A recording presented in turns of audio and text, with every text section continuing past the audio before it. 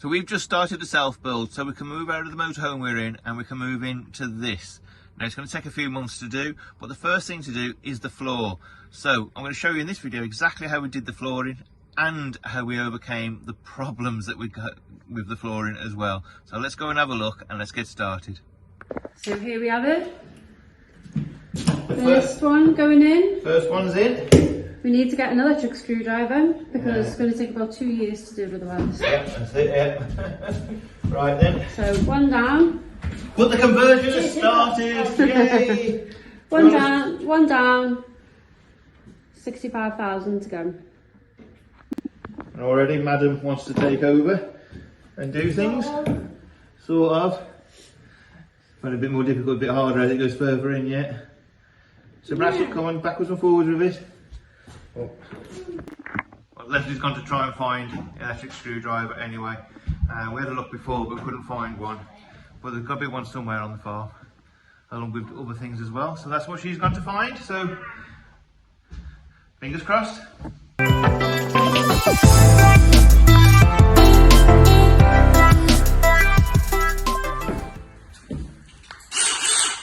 Leslie's found a screwdriver, an electric one. So let's see. Electric screwdrivers really are much quicker. Let's have a go.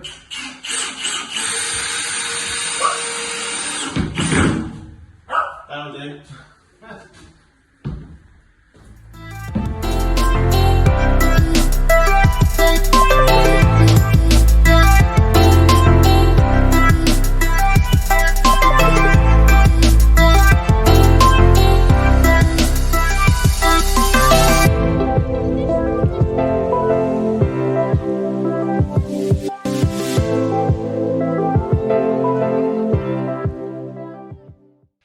Okay, so that's a lot of wood cut up.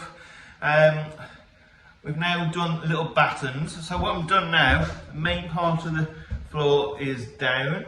The battens are going across the back there. I'm actually going to infill some of these as well with smaller maybe smaller sections as well. The reason I've done lines across there is because that's where the joining of the plywood is going to go. So that's going to be strong on the ends there, and then I'm going to fill some in the middle to make it even stronger as you're kind of walking across it. So that's the next thing that I've got more wood up. We haven't got enough wood to do the whole floor, which is fine because we didn't plan doing the whole floor anyway. We planned on doing kind of having the frame across the whole floor and then doing the plywood across the back half so we can kind of see there from there exactly what we need to do. So it's going to plan at the moment. I will say what I did was I measured out the difference between the battens there, cut one piece of wood and then used that as a template. Went all the way along each piece of wood, just cut where the line was, and we've got pretty much spot on level wood. So that's going to fill all the way up there.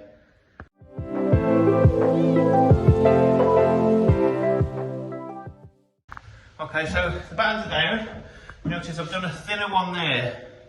That's because I know along that section just there, the edge of the shower unit, the shower kind of stud wall is going to come across. So I just wanted to make sure there's a bit of extra kind of support there for where it's going to go down, for where it's going to go across. Next is to cut down to size the whatever's called insulation and then the plywood. Now we've got to check the plywood. It's about 5 centimetres too wide, so we've cut the one down and we'll use that one as a template for the next one. But that's going to be in the morning because it's 8:15. It's pretty light, but Leslie's got work in the morning. We need to get some food. In fact, I can see a message now coming through. Dinner won't be long. So I'm going to pack up now and I can get down here tomorrow with Lisa and get this finished because it's just a case of cutting that to size. We've got kind of small sections there because it's going to be well trod on this area and well built on. And then this section up to there is going to be where the kitchen is. So there's going to be no kind of weight as far as walking constantly going on there. And same as here, what we're going to do is a raised floor there. So we don't really need any more battens up there either. So we're going to put a batten across here to add strength to where the kitchen's going to be built across. I think that's it, isn't it? Yeah. Don't want to add weight for the sake of adding weight. Don't want to add battens for the sake of adding battens. We're just going to insulate it now, aren't we? Yeah, that's it. Well, that's going to make things easier. Yeah. Okay then.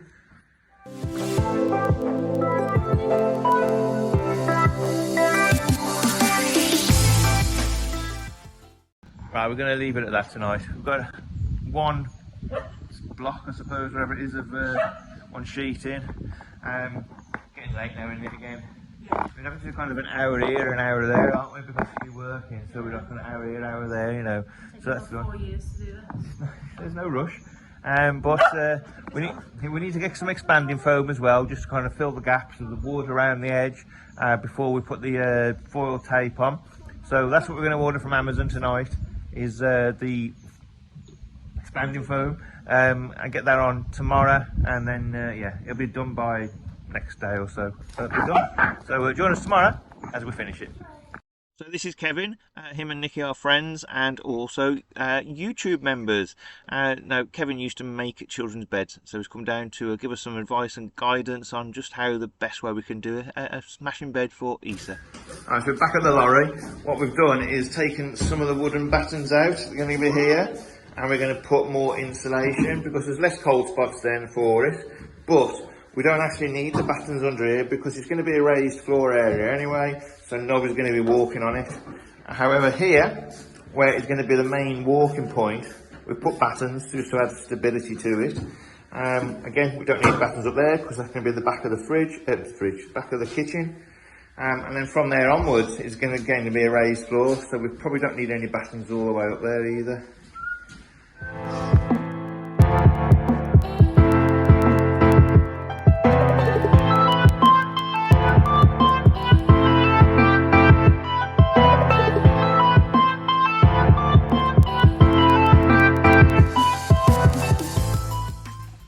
Right, so that's all the insulation laid on the floor. The next thing we're going to do, there's two things we need to do now, is one, we need to expand in foam all around the edges to obviously fill any gaps.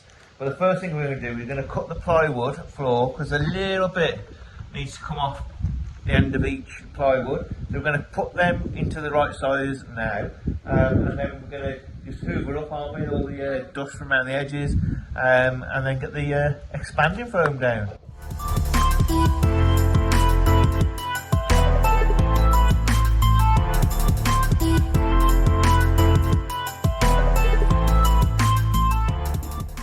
Right, well that's done. So we're going to get the insulation tape next and tape up over all of the battens in the middle of the floor. And then once this sets, we'll shave it off and then we'll put tape over the top of the outside the battens, won't we then? Yeah, that's it. Yeah, and then the floor will be fully insulated, and then we've got the plywood underneath this pile of stuff, all cut to size and then ready to be placed on, and then the floor will be complete. Job done? Yeah. All done in an hour, wasn't it? Yeah. Or multiple.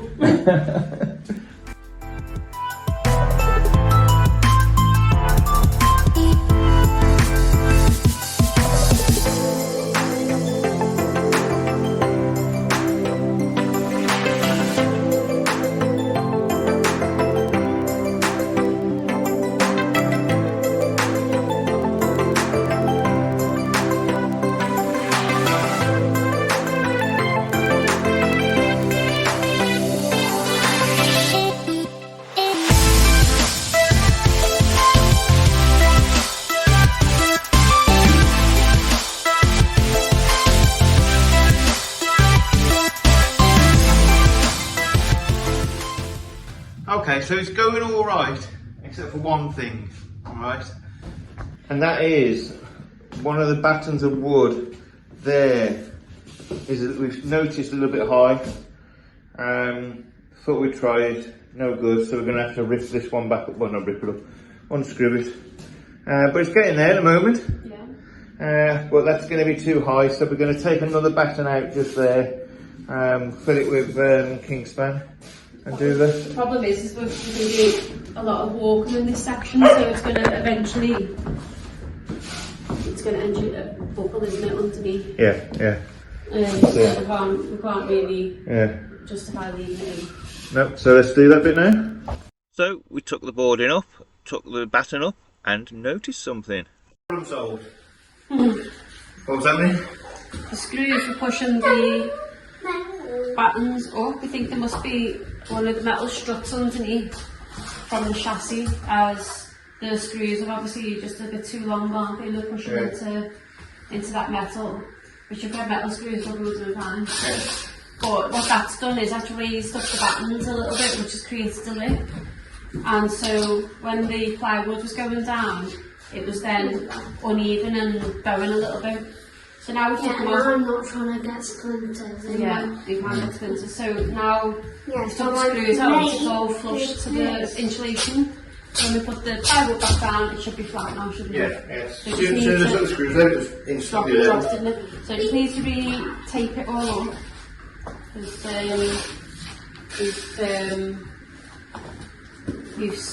got holes that way. We've sliced it, didn't we, to get that up. So I can get the paper off the back of the tape. So what we thought was going to be a big problem, now and in the future, turned out to be quite simple. Right, that's it. Floor's done as much as we can. We can't do this bit yet because obviously we've got the big window framing going in, and it isn't quite a full panel, so we're going to wait until we get the window frame and know what we're doing with it to build it up before we get the next one in. But floor's done. Yeah. Happy days. Yeah. We can live in it. Yeah, habitable now. That's it. So make a gap. Thanks to the YouTube members for your support. Actually, your monthly subscriptions are helping us with the wood. Yeah. So thank you very much.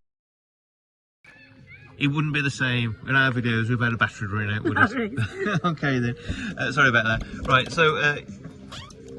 So yeah, that's it. Thanks very much. Next stage is the wiring and looking at that kind of stuff. We did promise we'd show you the security system that we've got. We will show you in either the next video or a separate video. But yeah, next stage is the wiring. So we'll see you soon. Bye.